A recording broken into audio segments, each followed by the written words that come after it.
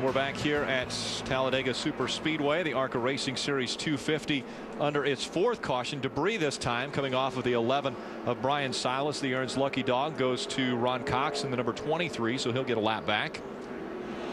That'll put Ron one lap back on the lead lap. We will have 18 cars now on the lead lap. There's the 11. Brian Silas, the reason for our most recent caution was the sheet metal and that tape coming off. The big caution that took place on lap 51 as they were coming through the tri-oval back toward the first turn. Numerous cars involved. The 66 going up on its side, the 38 hard into the outside wall. So many good cars involved. James Buescher, the 51 involved, Ricky Carmichael, Bobby Gerhart. Here's another look right here. You see the 82 of Sean Corr and the 25 of Mikey Kyle make contact, and then Mikey catches Bill Baird, the 52 car, in the right rear corner and turns him straight across the racetrack. Alex Kennedy makes hard contact with a safer barrier. And earlier we were talking safety here in the ARCA Racing Series, and Jim Trado was able to take a look at that 44 car with Frank Kimmel and give us a little bit of an insight. We want to take one more look at that as we had a little technical difficulties. We'll go back to Jim. Hey guys, I thought I'd get you up to speed on some things here in the ARCA Racing Series garage in terms of driver safety and stability in these race cars.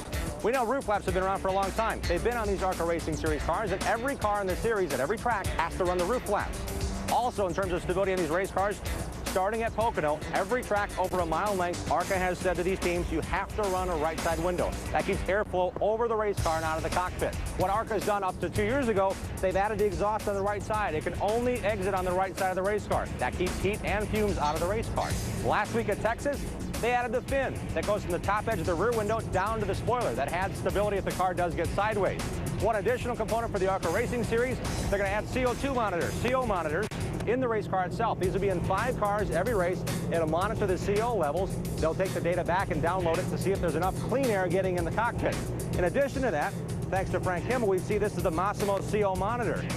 On occasion, after practice or after a race, ARCA officials will put this on the driver. It clips on the finger, doesn't poke it, but it monitors the capillaries and blood flow there. And this monitor will tell them about the CO levels in the drivers themselves. That way the drivers will know and the teams will know they have to add more oxygen in the helmet for these drivers to keep them safe on the racetrack. All that in the interest of safety here in the ARCA Racing Series. Safety, the primary concern for the ARCA Racing Series, and we want to thank Jim for doing that. Let's go for a pit road update. We start off with Wendy Venerini. Problems for Tom Hessert in the 77, of course. He was in that lead draft pack, so he was good up until this caution. He's having some ignition issues. They are checking the voltmeter. He said when he put both batteries on, it's up to 12 volts, but he's turned everything off. The team has informed him just to turn everything off to keep Tom Hessert alive on these final laps. Jim? And in the pit for Andy Hillenberg's team, who's up spotting for his driver, Brian Silas. They work continuously here on the right front fender. They came back down pit road this time.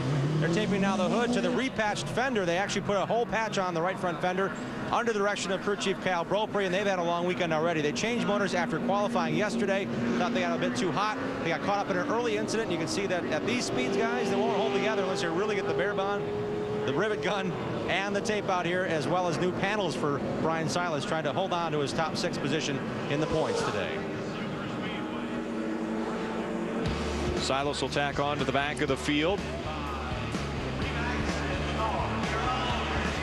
We have 17 cars on the lead lap when we come back. The green flag.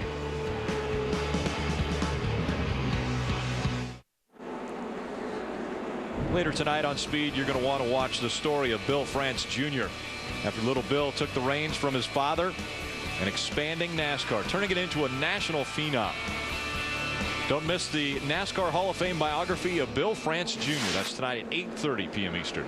You know, the one on Bill France Sr. last week was terrific, and this is going to be the second one of the 5 of the inductees. And Kenny, I knew Bill France Sr., but I knew Bill France Jr. a whole lot more, and what an amazing job he did carrying this sport to the level that it's become. He just took the reins over and really grew it.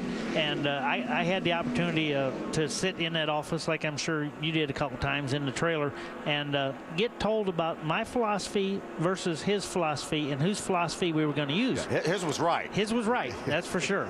But what a good job he did of growing stock car racing. Again, that's tonight at 8:30. Closer look at Bill France Jr. Now coming through the tri-oval, led by the 09 of Grant Enfinger. 13 laps of racing to go when they hit the stripe. Green flag back in the air. With 13 to go, everybody's on the game now.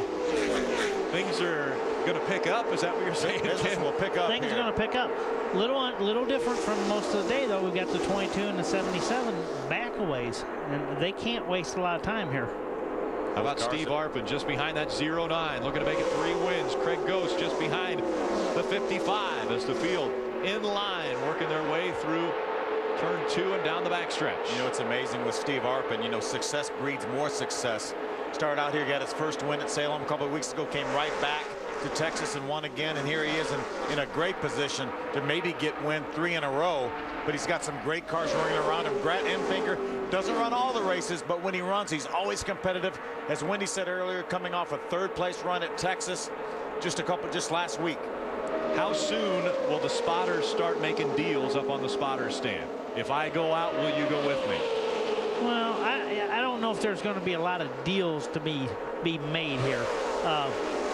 Everybody's on their own.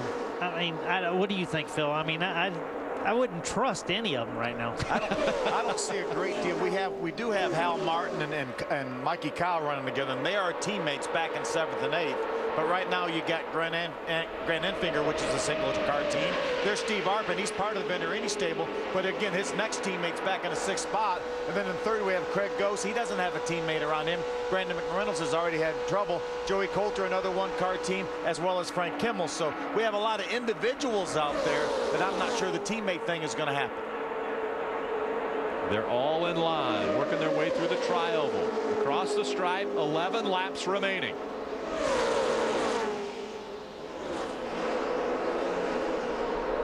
Right now the 22 and the 77 have lost touch with this lead pack. They're a couple seconds behind. They're going to need for these guys to start running side by side to slow them down a little bit so they will be able to catch up. It may be very difficult for those 2 cars to run down that lead pack. Dakota Armstrong in the 22 won the pole earlier today. Mikey Kyle was on the outside of row 1 when the green flag first flew. Dakota Armstrong led the first 30 laps here at Talladega and now has a lot of work in front of him if he wants to get back to the front and maybe get that first win. Grant Enfinger looking for his first win in the ARCA Racing Series, as well as Craig Ghost in the 81. Right now the top 9 cars less than 1 second apart.